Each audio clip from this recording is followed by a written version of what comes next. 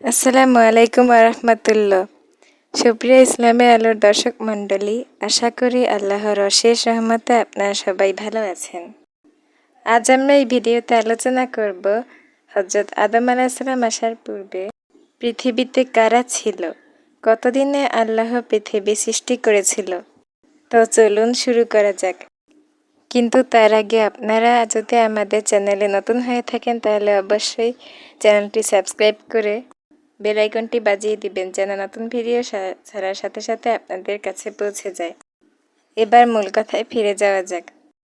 হযরত আদম আলাইহিসসালাম হলেন আমাদের আদি পিতা। তিনি এই দুনিয়ায় আগমনের আগে এ দুনিয়া কি ছিল তা জানার জন্য অনেকেরই আগ্রহ রয়েছে। আজ আমি কুরআন ও হাদিসের আলোকে সে বিষয়ে আপনাদের সামনে উপস্থাপন করব। আল্লাহ তাআলা সূরা হুদের ৭ নম্বর আয়াতে ইরশাদ করেন, তিনি আসমান ও জমিন ৬ দিনে সৃষ্টি করেছেন, তার আরশ পানির উপরে। ইমাম আহমদ বিন হাম্বল রহমাতুল্লাহ আলাইহি আবু রাজিন দাখিলের সূত্রে বর্ণনা করেন, তিনি নবীজিকে প্রশ্ন করেছিলেন, হে রাসূল সাল্লাল্লাহু আলাইহি ওয়াসাল্লাম, আসমান ও জমিন সৃষ্টির আগে আমাদের পরওয়ারদিগার কোথায় ছিলেন? তিনি বলেন, আমাতে ছিলেন, অর্থাৎ তখন আল্লাহ ছাড়া কিছুই ছিল না, তার উপর শূন্য ও তার নিচে শূন্য, এক কথা তখন কিছুই ছিল না। তিনি পানির উপর তার আরশ পয়দা করলেন। মূলত এটাই ছিল মাখলুকের প্রথম অবস্থা। ইমাম আহমদ, ইমাম তিরমিজি, ইমাম আবু দাউদ এবং আরও অনেক মুহাদ্দিসগণ এ বিষয়ে একমত হয়েছেন। হযরত পাতা বিন সামেত রাদিয়াল্লাহু তাআলা আনহু থেকে বর্ণিত, তিনি বলেন, আমি রাসূল আকরাম সাল্লাল্লাহু আলাইহি ওয়াসাল্লামকে বর্ণনা করতে শুনেছি। তিনি বলেন, বিনা সন্দেহে আল্লাহ তাআলা সবচেয়ে প্রথম কলমকে সৃষ্টি করেছেন। অর্থাৎ সর্বপ্রথম আল্লাহ পাক কলমকে সৃষ্টি করেছেন এবং আল্লাহ তাআলা কলমকে হুকুম দিলেন, লিখো, আর কলম তখন নিজে থেকেই চালু হয়ে গেল এবং কলম কিয়ামত পর্যন্ত যা কিছু হবে সব কিছু লিখে দিল। প্রথম কলম জিজ্ঞেস করেছিল, হে আমার রব, আমি কি লিখব? তখন আল্লাহ পাক বলেছিলেন, শুরু থেকে শেষ পর্যন্ত যা কিছু ঘটবে সব লিখো। এসব ছিল আল্লাহ তাআলার ইলম। যা কিছু আল্লাহর হুকুমে কলম লাউহে মাহফুজে লিখে দিয়েছেন। আর এ হাদিস দ্বারা বোঝা যায় সর্বপ্রথম সৃষ্টি হলো কলম। জমহুর উলামায়ে কিরামের অভিমতে সর্বপ্রথম সৃষ্টি হলো আরশ। তাদের দলিল হলো, ইমাম মুসলিম বর্ণনা করেন, আবদুল্লাহ ইবনে ওমর ইবনে আস রাদিয়াল্লাহু তাআলা আনহু বলেন, আমি রাসূল সাল্লাল্লাহু আলাইহি ওয়াসাল্লামকে বলতে শুনেছি, আল্লাহ তাআলার আরশ ও পৃথিবী সৃষ্টির ৫০,০০০ বছর আগে তকদিরে লিপিবদ্ধ করেন। তখন তার আরশ ছিল পানির ওপর। এই হাদিস দ্বারা বোঝা যায় প্রথমত পানি, তারপর আরশ, এরপর কলমকে আল্লাহ তাআলা সৃষ্টি করেছেন। এরপর তকদির লিপিবদ্ধ হলো, এরপর আসমান ও জমিন সৃষ্টি করা হলো। যে হাদিস দ্বারা সর্বপ্রথম কলম সৃষ্টি করার কথা প্রমাণিত হয় তার অর্থ হলো কলম এই জগতের মধ্যে প্রথম। এ ব্যাপারে বুখারী শরীফে একটি হাদিস রয়েছে। হযরত ইবনে হুসাইন রাদিয়াল্লাহু তাআলা আনহু বলেন, ইয়েমেনের কিছু লোক রাসূল সাল্লাল্লাহু আলাইহি ওয়াসাল্লামকে বলল, আমরা সৃষ্টি জগতের সম্পর্কে জানতে এসেছি।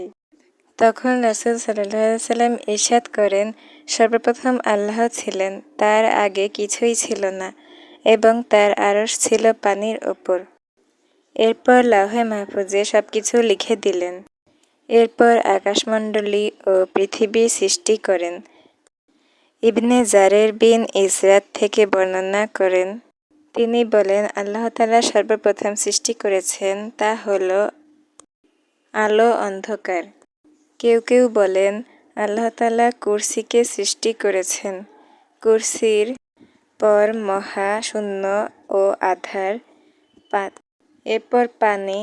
হযরত আব্দুল কাদের জিলানী রহমাতুল্লাহ আলাইহির প্রসিদ্ধ কিতাব সিররুর আসরার কিতাবে কুরসি নকল করেন, যাতে বলা হয়েছে আল্লাহ বলেন, আমি সর্বপ্রথম নূর দ্বারা হযরত মুহাম্মদ সাল্লাল্লাহু আলাইহি সাল্লামের রূহ সৃষ্টি করেছি।